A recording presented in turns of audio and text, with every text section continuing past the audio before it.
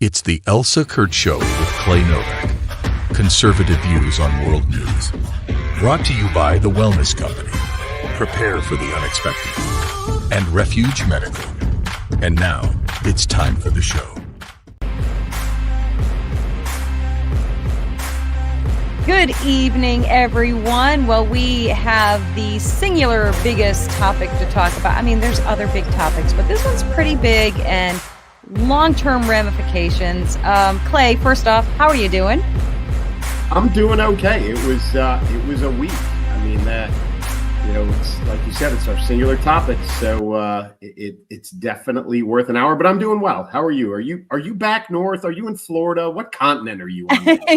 Most of the time, I don't know the answer to that question because I just don't know. But yes, I happen to know that I am back on the East Coast, and yes, it's warm enough to feel like I'm in Florida. But yeah, so I'm here right now. All right. Well, let's get this thing fired up and let's talk about this debate.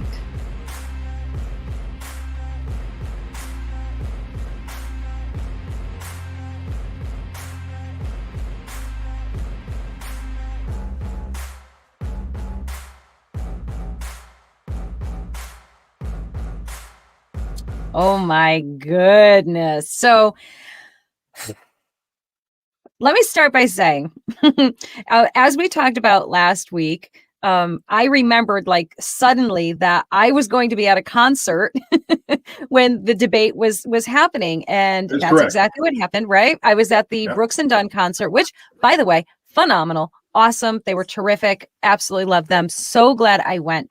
I do confess, despite your recommendation, your almost orders to leave that phone alone and don't look, this dodo had her phone, and they're like, there's all this like pre stuff, the show, like all the big fanfare about them about to come out, but at the same time the debate's starting. I'm like, okay, wait. So I did take a couple of peeks here and there. Obviously I couldn't really hear anything, but I will say right from the get-go, from seeing, I saw them walk out, onto the stage, and right from that moment, I'm like, yeah, it's going to be bad. It's going to be bad. Yeah. Right. Listen, President Trump did what he does. We've talked about it. I wouldn't necessarily call him fit. He is, he's a big guy, always has been. Right. But he sauntered out onto the stage. President That's Biden. a perfect word. Yeah, he did. President Biden shuffled out onto the stage. Yeah. He did not ever in the 90 minutes wander off. So that was, we'll give him that up front. But yeah, they walked out, and you're 100% right though. Very much set the tone. Like as a viewer, reading body language and just kind of anticipation on how this is going to go, that those two entries, the two ways that they walked in with just the attitude and all that, very different. And it definitely kind of let you know what was going to happen. Yeah. And it was, it's so appalling and sad to watch. And I've said this many times, and I will repeat it again. I have no love and no sympathy for Joe Biden. I truly don't. He was a horrible man as a cognitive person, and now he's just a horrible dementia-ridden man. That's it. But if you can set that aside, if I can set that contempt aside and just think of a human being that I don't know anything about and say, this is horrible. This is criminal what they're doing to this man. This is so beyond unacceptable and shocking. And, and not all of them, because there's still ones that are saying, he did fine. Trump did awful. Okay, whatever. If this is what you're going to stand on, this is what you have to believe in your mind. Nobody's going to convince you otherwise. If you watch that, you have your head so far in the sand, and you're never going to take it out. And that's, whatever, that's your choice. But the rest of us, including the entire Democrat Party, watched this and went, oh my God, this is horrible. Yeah. I mean, so, let's just take the mechanics of the debate. First of all, I got to be honest. Well, I got to apologize first. Not Dana Perino. I got her name wrong last week when we were recording. I called Jake Jack. Yeah. But I will say this for CNN, for two CNN hosts, and especially Tapper, who has been so anti-Trump for the last 4 years or so, they actually did a really, really good job. I agree. I give them a lot of credit. I give the network a lot of credit. CNN was not biased. They did not use the mute buttons in any nefarious way. In fact, I was surprised a number of times throughout the debate. One or both gave an answer that was much shorter than their allotted time. And one of the hosts would say, well, you have 64 seconds, because most of the time they weren't answering the question. So you have 64 seconds left. Would you actually like to answer the question was, and they repeat the question or ask them if they would like to answer the question or address something else.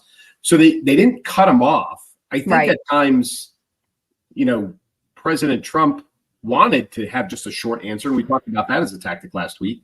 Yes. They did give them the entire time allotted and really only shut them off. I mean, if there was ever a time they were going to shut one of them off, it was that infamous 12 seconds or whatever it was from President Biden very early in the debate. But as the two hosts and CNN as a whole, I think actually did a very good job with the topics, with the way they managed the debate itself, and the questions that were asked and all of those things. So the mechanics of the debate were actually, for as much as we even talked about the mute buttons and all that other stuff, it was very, very invisible to the viewer, which I think is what we all deserve, is for Jim to be the two candidates and just kind of let it go as it is. Yeah, absolutely. I was pleasantly surprised by that. I definitely thought there was going to be, and we all did. That's what we were all watching for. So there's a couple of factors at play here that just make me question something. So one, I would say, okay, the optimist in me, the naive one in me maybe says, well, they're just, they heard our concerns. They heard our concerns and they wanted to play nice. That's what I'd like to believe. And then there's that, mean Elsa side that sits there and goes, this was just too good. Like, this was too good. He was too bad. They were too good. And this, shock, I think this is what is getting me the most, this shock from the left. Yes. Right? That we didn't know it was this bad. Oh, you know what? Bull, you had to have known. I'm so proud of myself, guys. No, that was good. That was good. But and even today, talking about Tapper, right? Tapper today, and I missed which quote it was, but he took a quote from 1984 to talk about the Democratic Party and their tactics. Yesterday or 2 days ago, he was talking about how bad President Biden was. Now, I almost wonder if they knew, like CNN had enough foresight to say, this is going to be bad. Right. So let's set the stage a little bit, play it neutral. And then when it turns out as bad as we think it's gonna, then we can go, right. They don't show the, oh my God. And Tapper, for one, I think benefited from being the host because he is, he played it straight on Thursday night. And then since then, he's been very much, kind of in President Biden on his butt about his performance and then on the Democratic Party. So the rest of the media, you're right, has been very they're so complicit in all this crap. It's not even funny. Right. Because they've been lying to everybody. Yeah, exactly. They knew this. They've known this for years, but they've been lying. Right. And now it's this oh my God, like you better stop clutching your pearls. Really, you all knew. Everybody sees through it. Yes. Yeah. And that's the thing that kind of gets me so what, and I think so many of us are just sitting here saying, what is the plan? What is your strategy? What is this motive? What, and I guess, I don't know, credit to them that they're keeping us guessing like this, that they're keeping us on pins and needles, waiting to see, so Biden, of course, is saying he's not going anywhere. He's running. He's, you whippersnappers. And, get off my lawn. Oh God, this guy. Well, before we get to the aftermath, right? Because there's a lot of aftermath to talk about. So much in that, immediately afterwards, and then in the days afterwards. But the debate itself, I mean, I know you said you obviously Brooks and Dunn, having a good time, but having a good old time. Your phone. You did say that you watched, most of the debate through highlights and whatnot afterwards. Obviously President Biden has some cognitive issues. We're able to make every single solitary person eligible for what I've been able to do with the COVID. With dealing with everything we have to do with. Look, if we finally beat Medicare, we're trying to provide housing for Black Americans. The impact on the choice, the idea that they're gonna. I'm proposing that everybody the millionaires pay 1%. So no one I would not raise the cost of Social Security for anybody. I got my handicap, which when I was vice president, down to a 6. And wants to get rid of the ability of Medicare for us to be able to negotiate drug prices with the big pharma companies. What I'm going to do is fix the tax system. For example, we have 1,000 billionaires in America. No one was hurt. No one Israeli was accidentally killed, and it stopped. And I'm going to continue to move until we get the total ban on the total initiative relative to what we're going to do with more border patrol and more asylum officers. This knew was going to happen, right? Or at least we anticipated. He didn't get the shot or whatever they dosed him up with for the State of the Union. Definitely didn't get it this time around. He didn't get it or wore off right away. His immunity, he's immune now. His tolerance level's too high, like a good addict. But he obviously that all came to bear. The thing that surprised me too, not because he's done this before. He gets angry. He does. He gets angry, and he got very very angry at points. I'm not a sucker. You're a sucker. Yes, we have that. You guys, I'm not this. I'm not that. Right. The golf handicap, like that was. There was a lot of stages in there where he just was lashing out. Yes. And I don't know. Do you think that was a tactic to try and get President Trump to return fire? Man, or do you think that was just his mental? If it was anyone else, if it was any other time in this guy's, career of politics, I would say yes, tactic 100%. In this very specific case, I would say no. It is the angry old man syndrome, and we have the whole loser thing. And I want you guys and I'm sorry if you've seen it already, but we're kind of dissecting this a little bit. You need to really take a good look at his face. This is like, here it is. You can see it. Our general, and he told me, he said, I don't want to go in there because they're a bunch of losers and suckers. My son was not a loser, was not a sucker. You're the sucker. You're the loser. I mean, that's rage. Like, that's rage and completely off base and wrong. This was something that was never said. And if he used those terms, it was completely taken out of context and, all of the things, but that's what they do. That part, of course, is tactical on his team's part, and I think he was used and abused in that too. They're probably like, he's calling your son a sucker and a loser. Yeah. Joe, you gonna stand for that, Joe? You better give him the what for, Oh, yeah. I love all my old timey phrases. Yeah, that came up. And you kind of knew it was going to come up. Sure. The Charlottesville thing came up, which had just been, we talked about it, had just been debunked, right? So his staff failed him. In their prep. We talked about a murder board, right? We talked about all that last week. I think his staff. Now, his mental faculties, his mental capacity comes into play because we don't know how much they prepped him or what they prepped him with and how much he retained. Right? They could have done a bang up job, and they could have and it all fell apart. But I think they armed him with some stuff, like you said. This they got him all amped up, like I'm hopped up, and then they sent him out there. And I think a lot of the stuff that they handed him is urban legend. Right. It's been debunked. It's been this, that whole losers and suckers thing, that's a he said, she said with General Kelly, who, truthfully I don't know the man. I don't know anybody that knows him well. So he's one of the few that I don't have any contact with, mostly because he's different service. He's a Marine, but I know there were some sour grapes between him and President Trump because he got fired. Right. Only time in his life he ever got fired. So there's a little bit of ego in there. So, do I think that in a room full of people that President Trump called, veterans in a cemetery, deceased veterans, losers and suckers? No, I don't. For all the same reasons that President Trump said it. Like, why would I say that? Why would I say it? Even if I believed it, why would I say it in that room full of all those exactly people? Exactly. So I think that's the argument right there. Like that's just so matter of course. Like, come on, duh. Let's be real.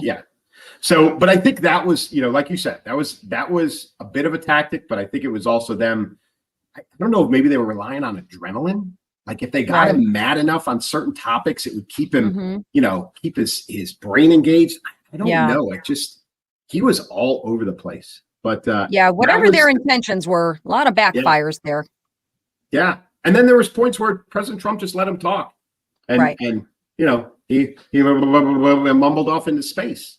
Yes. I mean, I don't know. And that of course gave us, gave everyone the soundbite of all sound bites, the walk away or the takeaway from that whole thing. Everybody's ready for it. You know what it is. And I'm going to continue to move until we get the total ban on the total initiative relative to what we're going to do with more Border Patrol and more asylum officers.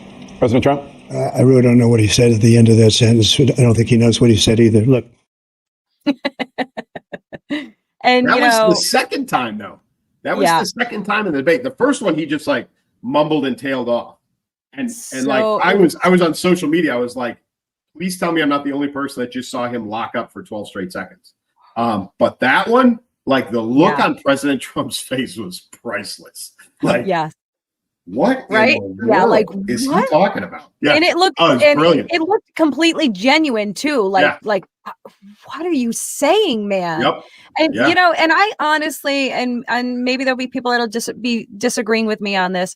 I honestly feel that Trump displayed a high level of grace and compassion because he could have just shredded him mercilessly, and he refrained. He didn't do it. Like he let a couple of things like that out, made a couple of faces and things like that, but he saved it for after, for Twitter and everything, running those ads and all of that. So that's his campaign. But I thought I agree with you. I think he did an exceptional job maintaining his composure for him. Right, in the grand scheme of things, because we know he would much rather be slinging mud most of the time. So whatever coaching he got from his team, it stuck, and he held it for 90 minutes, which is the most important part, right? Yeah. Everybody knows that he could go easily 45 minutes to an hour, could control his mouth, that kind of stuff. But eventually it's going to get to him, but he held it for him, to a pretty high degree for a long, long time. Yes. And he did. Now there's a lot of people are like, oh, he lied. That was the big right after the debate. He lied. That's all Trump did was he lied the whole time. He lied. Yeah. Yeah. Well, there's a difference. And Biden was truthful. Biden was truthful. Like not even, not even coherent. The guy was lying and he didn't even know it, but he's a perpetual liar. We do know that. Like that's part of his fabric as a person. So, all the stories, the riding the train, the driving the truck, corn pop and all that other crap that he spews and crazy stuff. One of my favorite clips of him is the I don't know if you've ever seen it. There's a compilation of I grew up in a Puerto Rican neighborhood. I grew up in a black neighborhood. I grew up in a this and I grew up in that. He grew up in the most eclectic, like diverse environment of any human being in Delaware. Yes. Guaranteed. Yes, he's exceptional that way. Yeah. or I guess not there, but he's from here in Pennsylvania. But still, it's all garbage. So we know he lies, right? It's just who he he's is. pathological in it, Yeah. and he Oh, you know he doesn't. He's consistent with some, and then the rest of him he just makes them up on the fly. You know, my uncle's eaten by cannibals, and my Yeah, you know what else? Holy cow! Right. Yeah. One of my favorite Yeah. ones too, since we're talking about favorites, one of my favorites is he tells a story about how his father took him driving one day, and we see these two men. I'm not lying, no joke. I saw these two men and they kissed, and I said, Dad, what's going on? And my dad said, you know, love is love, you know, something like really in that time frame, in that day, in that era, that's what your dad said, that's what you saw in public, like that happened in public in you know what, in 1949. Like 1949. okay, Joe, it was happening that on every street corner. right? No, You know, absolutely just not. we could devote a whole show into We all of the could. things that he said. Maybe we will one time if we need So to. If let's we need to. talking issues though, right? You know, and that's really what we wanted out of this. I mean, Right. we knew, you and I knew, I think everybody knew in their heart of hearts that President Biden was going to be a mess. Yes. We you know, the question was, President Trump going to be able to control his mouth and his temper, which he did, right? Yep. Did CNN interfere? Not really, right? Right. So really, we're back to where debate should be, right? Yeah, right. You know, I mean, so the big one that everybody wanted to know was abortion, right? And that was where the criticism of President Trump in the aftermath, after it was over with, of, Right. you know, well, he lied. You know, nobody allows post-birth, you know, murder, blah, you know, and all this other stuff. And yeah, he did it for a sensational effect. He did overstep, right? But there is we have that. Hang on, we're going to play that real quick. Here's that. Take the life of the baby in the 9th month and even after birth, because some states, Democrat run, take it after birth. Again, the former governor of Virginia, put the baby down, then we decide what to do with it. So he's willing to, as we say, rip the baby out of the womb in the 9th month. And I don't think anybody believes that to be true. You know, it's sensationalism, you know, and President Trump is known for that, right? You could call it a lie. Is it an untruth? Sure it is, right? He said that for a sensational effect. Exactly. And he can, you know, and he probably has, he can easily go back and say, well, there are cases of that, you know, and of course the other side is going to say, yes, because there were extenuating circumstances that, you know, blah, blah, blah, those things. And Trump will go, yeah, but they happened, you know, so they'll tip the hat on that forever. Yeah. It'll be the, you know, the example of the, you know, the infant born with all of its organs outside of its body or something, you know what I mean? It would be an extreme case kind of thing. Yes. And then, yes, his counter would be, well, yeah. And it happened. But, you know, that is one of those points. And we've talked about this before, guns and abortion, right? If you want to draw a distinct line in this nation, you talk about those two subjects and you'll get people's opinions. But to be honest with you, do you remember another topic that they talked about? Like, does anything jump to mind?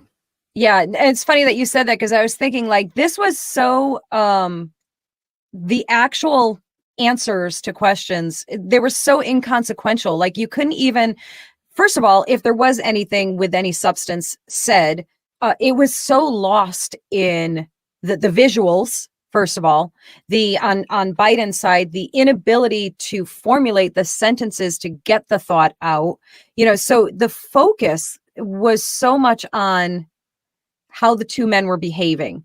So even if they gave a coherent answer to anything or anything, you know, expanded on anything, give anything with depth, nothing that I can remember, nothing whatsoever. And they both had a habit of being asked a follow-on question or even a question of a completely different topic, and then using their time to go back to address the last thing that they didn't finish talking about or they didn't have a chance to rebut or whatever. And then they would never actually get to the question that they were just asked. And we talked about, you know, the time management piece of it, you know, Tapper and that, you know, they did, well, you still have, you know, a significant amount of time. Would you like to actually answer the question you were asked? So I think that too really kind of ruined the flow of the debate and really a lot of the topics that I think we wanted to hear. We lost it because it was like, you know, they would ask a good question, an actual legitimate good question, and it would be like, well, let me go back to this other thing before I do that, and then they would never get to whatever good question was asked. So we lost a lot. I think that the abortion discussion is really about the only memorable topic. Immigration came up smattered throughout everything, right? There was an immediate response by BPS. I don't know if you saw this, Border Patrol Services. I didn't. So President. Oh, I did. Yes, I'm sorry, I did see that. Yeah, President Biden made a claim that the BPS, Border Patrol Services supports him, that they love him, and they, like, in the middle of the debate, whoever manages their Twitter, their social media accounts, it was like, we do not and never have supported President Biden, like, period. And I think it was I think it was the union. I don't know if it was BPS, because BPS is a government agency, so of course they support the president. But I think it was the union or whoever. But there was an immediate response, like, no, we don't. Like, no way.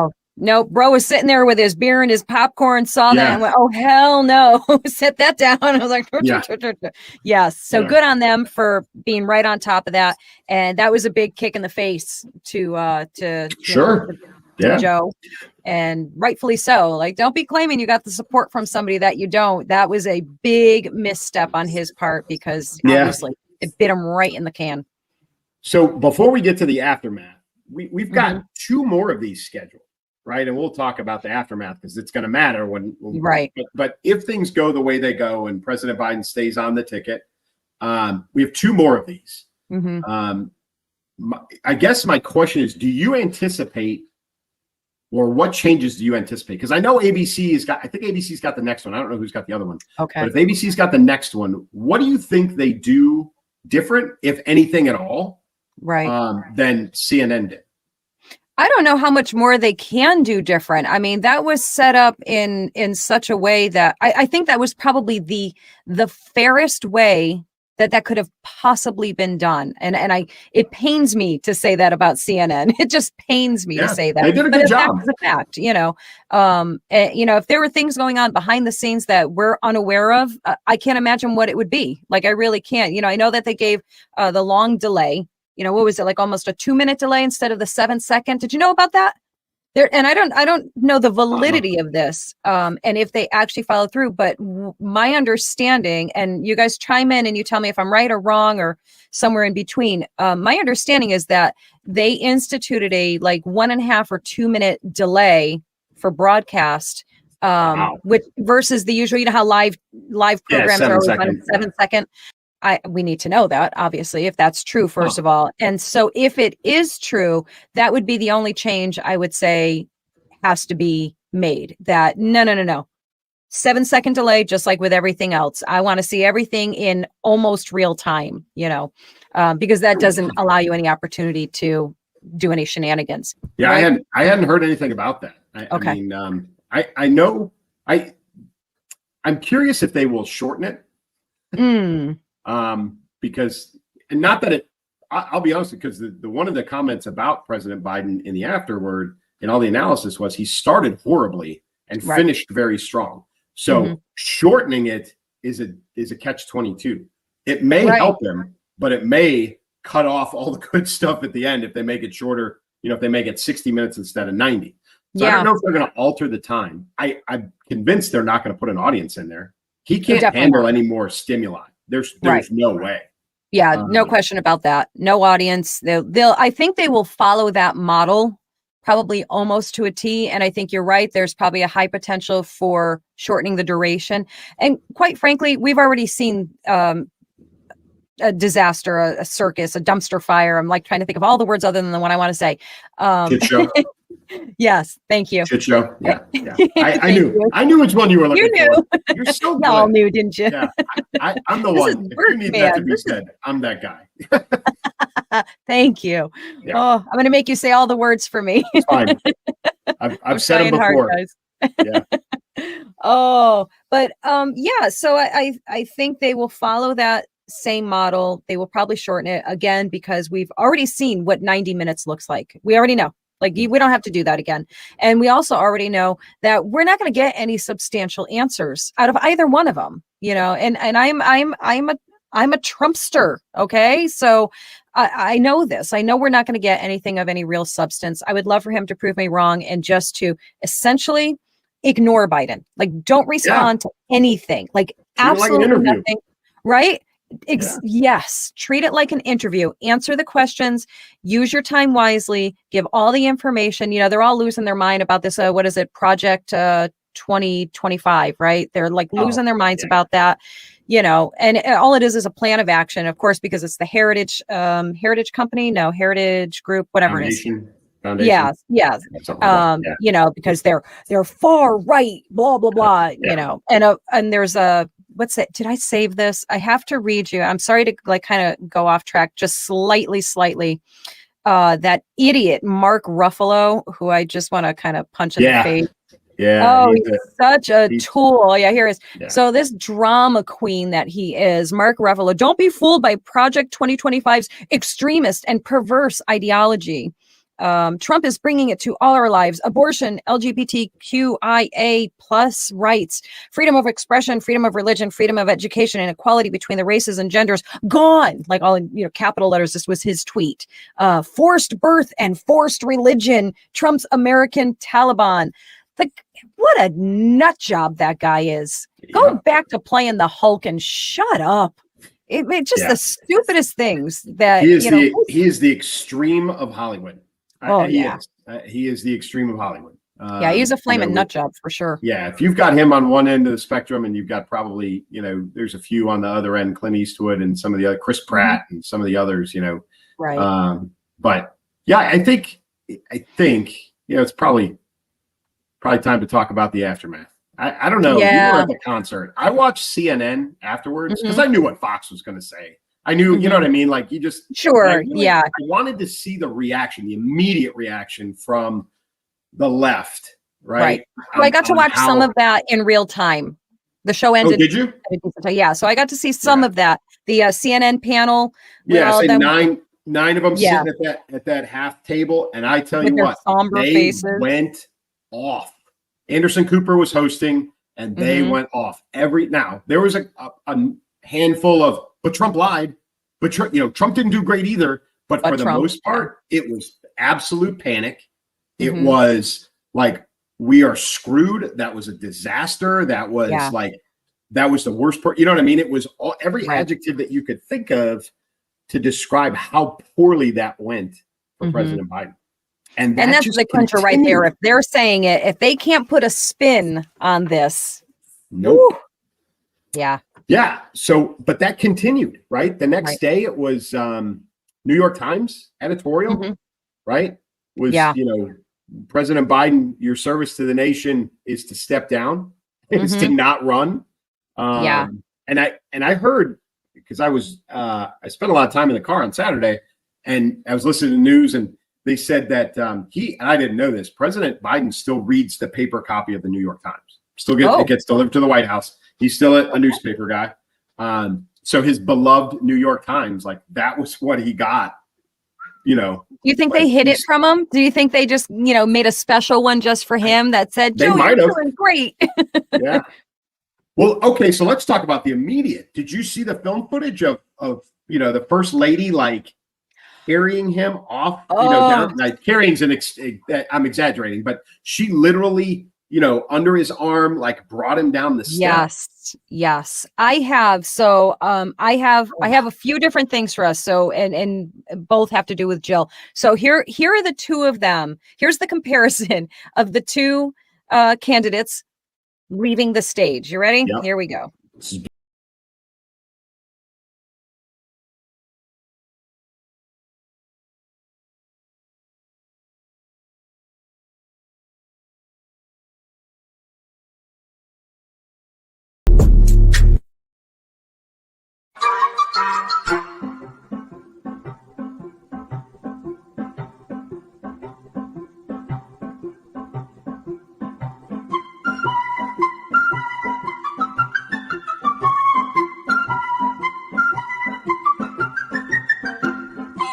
Yeah.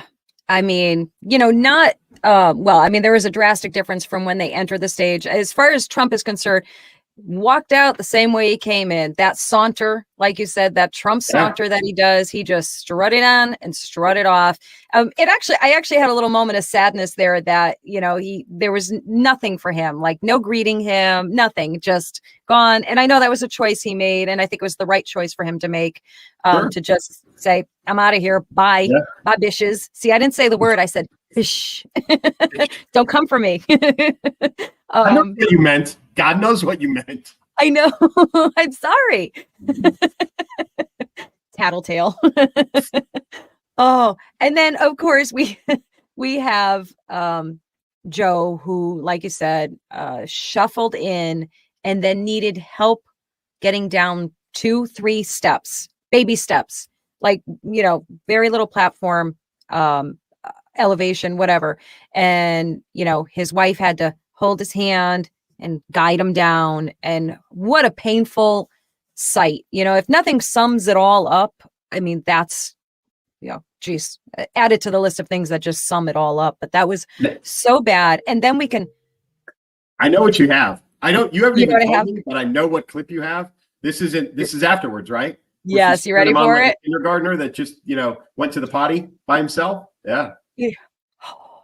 Okay. You might want to cup your ears a little bit because her voice will be like nails. It's worse than when I do the Kamala impression. So you ready? Here it is. You did such a great job. You answered every question. You knew all the... And let me ask the crowd, what did Trump do? Why? Oh, it makes me itch. I have the ick. I mean, that was so horrendous. And some, brilliant memeists. I don't think that's actually a word, but it is now. I like it though. Right? I like memist. It is now. If you're a memist, you get it. Not a meme maker, not a meme generator. They captured her face mid yell and point, and they've done some really funny things with them. I'll find them. But wow, did they capture a moment looking like a lunatic, absolute lunatic. And then there's another one, and I don't know the character's name, but if you know The Simpsons, there's an old guy. He's the guy, like the wealthy old man. And they have a side-by-side of of Biden and him, and they're both yes. Yes. Oh, like all of these things. But, this does not help his case at all. So what really came to light, because Jill has, Dr. Jill has decided to shine the spotlight back on herself, is that a couple of things. So I saw a very interesting picture in preparation for the G7 summit, where she was sitting in his chair with his coat draped across the back of the chair in his prep binders, doing all of the prep. Wow. Right. So indicator number one, right? Yeah. There's been some like people have said, brought up names like Eleanor Roosevelt. There's some comparisons being made there. There's a comparative being made between her and Nancy Reagan and how differently they've handled this, right? Nancy Reagan was the opposite, where she shielded, President Reagan from a lot of this, especially at the end of his talking about Reagan, my guy. Yeah. So, which, she's the opposite. But my understanding is that as much as everybody is talking about him dropping off the ticket, being replaced, number one, I didn't know this. He has to, and I've been using this word, he has to bequeath his delegates to someone. He can't drop off and then let the party decide who the candidate is going to be. He would have to drop out of the race and give those delegates to someone, essentially naming his replacement. Right. So that's a big problem, because he has to agree to this, which whatever planet he's on whatever day he's on, right. The word on the street is that the first lady has said no. He is not dropping out of the race. He's not agreeing to this crap. And with the spotlight on her, the analysis is that she is one of the ones running things, and she doesn't want to give up the power. Yeah. So, I believe that. Yeah. I think there was a big powwow maybe on Sunday, or maybe even on Monday, but I think on Sunday there was a big powwow, at Camp David, a lot of DNC leadership, to include President Obama and some others.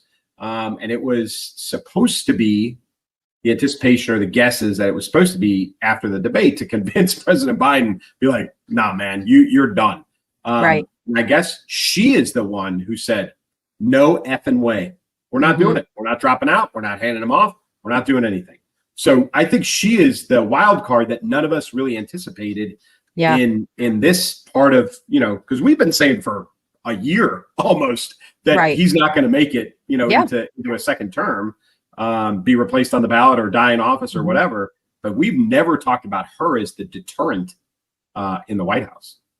Yeah, I don't think some time ago I would have seen that coming. I never really had much of an impression of her. I know I didn't really care for her, right? Yeah. I knew I didn't care for her. She's very when you've seen her speak, she's very saccharine sounding.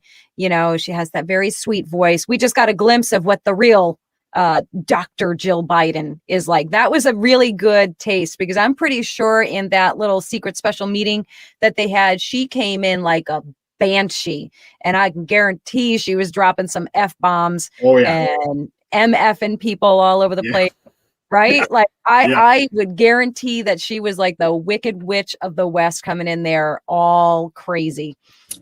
And I guess, the vice president is not happy because she is not being discussed as a potential replacement. Right. Like not even being considered. So, did you happen to see, did you see her post-debate interview with Anderson Cooper? I have a little clip of that. And and her face, her expression, she's so angry.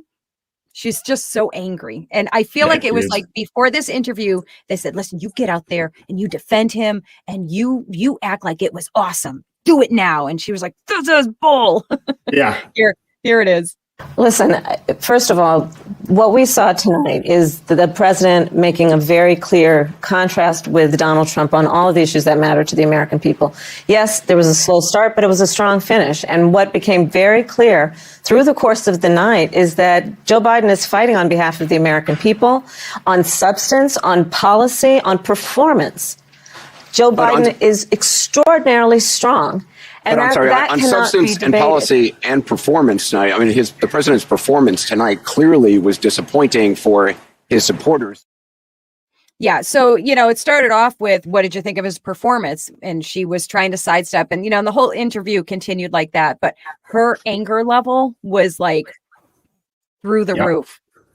Yeah. Through the roof. And because she may have been told in that very same, like, you better get out there and be on his team. You better get out there and support him and put on a happy face, and you better say all the right things. And at the same time, they're not telling her, support him until you can take over for him. Right. Like, she's not getting the golden ticket. It's not coming. Right. And she knows that. So, she's put in a difficult spot that she can't handle an easy one. So, a difficult spot like this, is all she does is she's going to get mad too. So, there's been, I've heard all the normal names. I've heard the Michelle Obama. I've heard, interestingly enough, I've heard Gretchen Whitmer. Right? I heard that too. I was like, she's really? Been coming up lately. She's pretty Gavin Newsom, who has already said no. Yeah. Although he'll do whatever the party tells him to do. No question about it. But somebody asked me just yesterday, they're like, so who's it going to be? Who's going to replace him? And I said, well, my initial answer was, Jill's not going to let that happen. So it's not really a discussion. And I said, but if it came down to it, they don't have another candidate. They really don't. They didn't do any primaries. There was no, there was a couple of people that tried. They lasted for 3 weeks and it fell apart. But there's nobody there. Like, no, there's no viable candidate that they can pull off the shelf right now. Right. With a month to go, because remember, by August 5th, they have got to tell the state of Ohio, this is who our candidate is. Okay. That is 1 month, right? Yeah. 1 month from now. So if they're going to replace him, they have to do it quickly so that person can gain some momentum. But more importantly, administratively, they can get that person on the ballot. So that's Right. got to be, that decision's got to be made quickly. And every time they have a meeting and Jill or Joe or whoever, you know, the Bidens, you know, they push back or fight against it, it slows the process down. But, Right. but do you know, can you think, I'm dumbfounded. Can you think of another candidate? No, I really can't. I can't imagine, you know, my skin crawls at all of the names that were just mentioned. I absolutely just crawls. They even trotted out Hillary Clinton as a possibility. And, you know, and I think what's happening is every time that they test one of these names to their peer group, they're all like, nope, nope, nope. You know, and because they know these people are not going to get the votes. They're not going to do what they need them to do, you know. Yeah, there's another piece of the mechanics, because you talked about that the sense groups, right? The sensing that they're doing. Yeah. So if President Biden drops out, all of the money that has been donated to his campaign cannot be handed off to anybody else.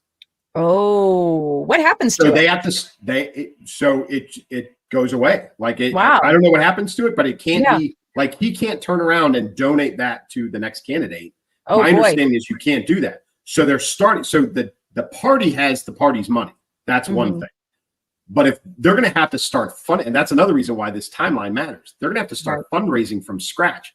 And when they're polling the billionaires, the big name fundraiser, the big name people who donate, you know, they can't agree on a new candidate. So you go to this billionaire, whoever it is, pick your billionaire and say, well, we're thinking about so-and-so. No. Well, what about so-and-so? No. What, you know, and then finally agrees to one of them. And then they go to the next billionaire and that guy goes, no, I'm not, no way. I'm not backing out. So they can't get that together, which is causing another logistical problem with this whole thing. I think the ultimate plan right now is like the only plan that they have is that they like their only thought process is we just have to keep them alive. We just have to keep them alive, get them in office. And then, and I think they're okay with Kamala Harris taking over once they're in. I think they're okay with that because she's controllable. You know, she can't win an election. No, she can't. She can't win. So if they replace her ahead of time now, they're done for. And so that's like I think that's their only option. They're kind of done anyway, right? What were the numbers? They 67. It was a 1/3, 2/3 split, right? Yes. And who won the debate? And there's been massive drop in President Biden's support. You know, add on top of that what happened with the Supreme Court in President Trump's favor, you know, with the presidential immunity. He's just on and up. Like everything's swinging his direction. This is doomsday for the DNC. I mean, it really is. Oh, absolutely. They got nothing. There's no plan B. I think they thought they had a plan B, but it's falling apart. It's all going to shit. So talk to me briefly about Robert Kennedy Jr. What's up with him? Like where is he playing in all of this? I mean, he didn't qualify to get up on that debate stage. Right. But now that there's this massive deterioration good question. in support, right? So, I mean, because here's what I'm kind of thinking, like all those eyes that were, you know, on Biden for their front runner, now there may be a big enough percentage of them that are like turning their head over here going, well, I mean, he's not a Kennedy. Yeah, I mean, he's the Kennedy. He has their, you know, for the most part, their set of values. Yes, that was a one-handed air quote on that. Open-ended. Yeah. You know, their big grievance with him that I'm aware of, the only one that I'm aware of is his vaccine stance, you know, which pissed them all off. If there's more going on, I'm not aware of it, you know, because honestly, I haven't paid enough attention to him because up until now, I feel like he's just there as an agitator, you know, just to kind of stir up the pot and make things a little messy. And he was already projected to take some votes away from Biden. Like the consensus seemed to be that he wasn't going to take them away from Trump. He would be taking away from Biden. And I wonder if this will make more of a surge for good him. Question.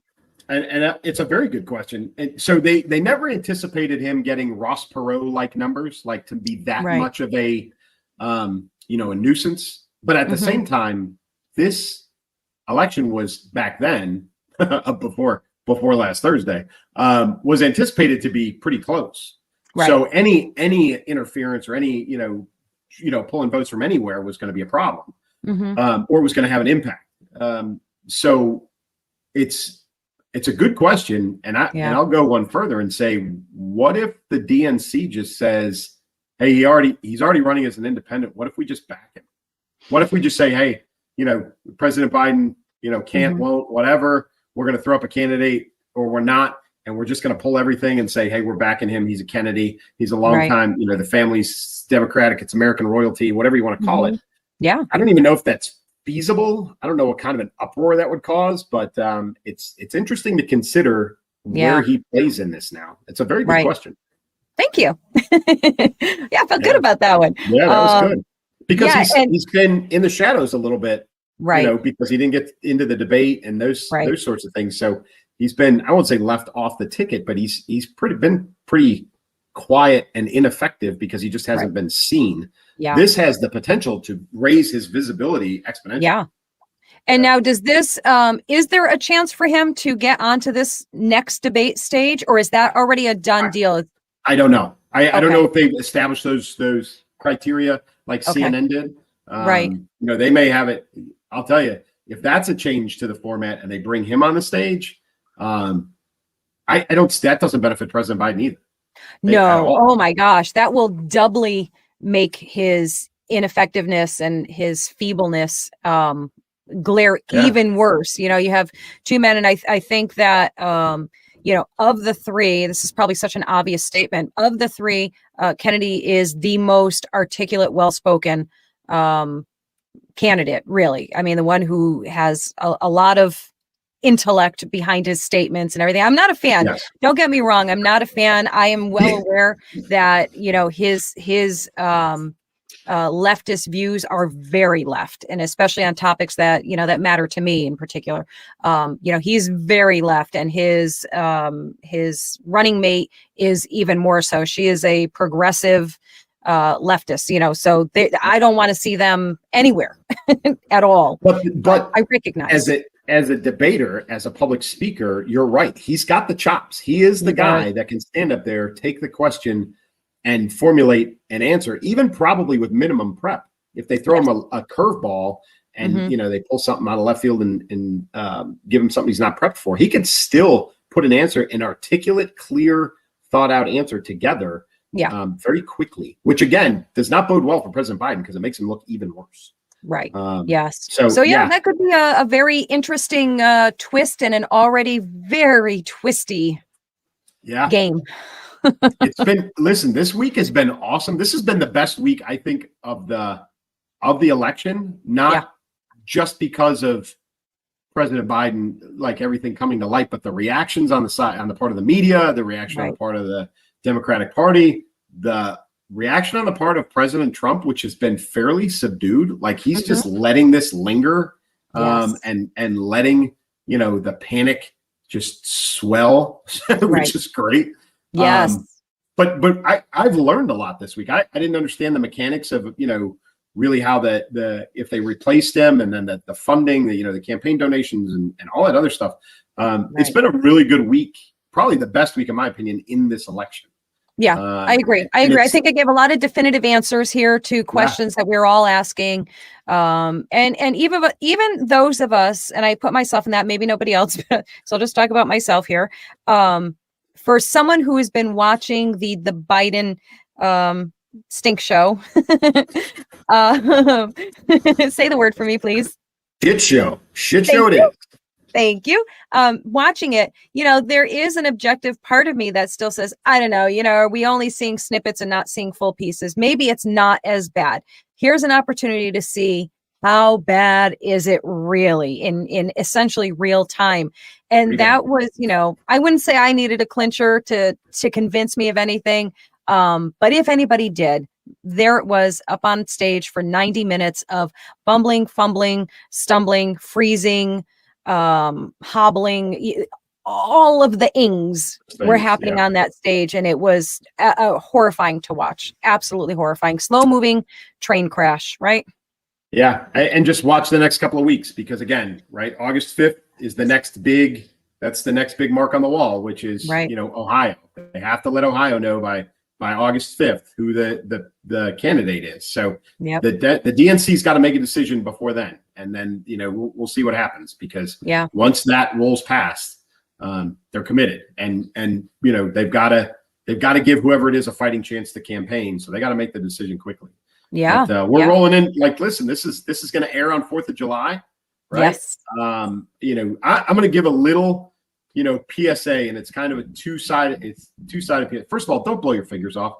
If you're drinking, put the fireworks down. Good Come Lord. on. Like, we got to tell people this every year, but it's like, there's a reason. I used to say this as a commander all the time. There's a reason why there's a sticker on the cord of your toaster that says "Don't take a bath with your toaster." It's because stupid people keep doing it. Fireworks are the same way. Every year, like today is, we're recording on Tuesday. It's the 2nd. Today is the last July 2nd that somebody is going to have all 10 fingers. Right? It's the last Tuesday for them with all 10 digits. So please don't do anything stupid with that. But I will say this, coming from and on behalf of some veterans, if you've got veterans in your neighborhood or in the area, go talk to them. I'm not saying, and I'm a firm believer with this, and not every veteran's going to agree with me, and that's okay. Go talk to them, see if they're okay, see if the fireworks bother them, those sorts of things.